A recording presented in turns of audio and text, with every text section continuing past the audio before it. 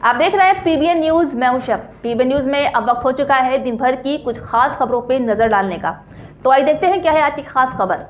Gaza पट्टी के हालात एक बार फिर से बेहद चिंताजनक हो गए हैं। इसराइली हमलों की आशंका के चलते हजारों लोगों ने शहर छोड़ना शुरू कर दिया है। जहां गाजा की गलियां खाली होती जा रही हैं और ये सिर्फ एक सामाजिक निर्णय नहीं बल्कि आम लोगों के बीच गहराती असुरक्षा का प्रतीक बन चुका है। इजरायली सेना की चेतावनी के बाद गाजा के उत्तरी और सीमावर्ती इलाकों में लोगों में भय व्याप्त है, जहाँ कभी भी हालात खराब हो सकते हैं। इस डर के चलते लोग अपने घर छोड़कर दक्षिण की ओर स्कूलों, मस्जिदों या अस्थायी शिविरों में शरण ले रहे हैं, जहाँ महिलाएं, बच्चे और बुजुर्ग सभी एक ही मकसद से निकले हैं और अपनी जान बचाना है। घरों से निकलते वक्त किसी के पास ज्यादा सामान ले जाने की फुर्सत नहीं, क्योंकि उन्हें नहीं पता है कि अगला धमाका कब और कहां होगा। तो स्थानीय निवासी बताते हैं कि रातों को लगातार धमाकों की आवाजें सुनाई देती हैं, जिससे बच्चों की नींद और मानसिक स्थिति पर गहरा असर पड़ रहा है।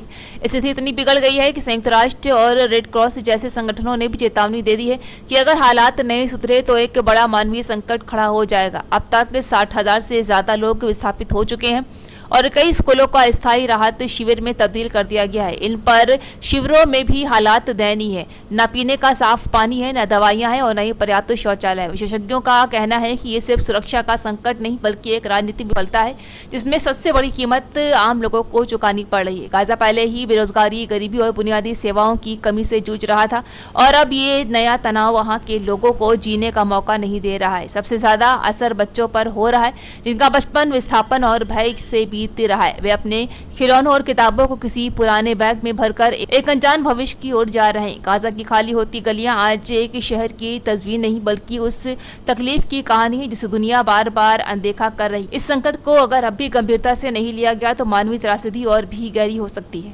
तो ये थी आज दिन भर की खास खबर। ताजा खबरों की अपडेट के लिए जुड़े रहिए हमारे साथ पीबीएन न्यूज पर।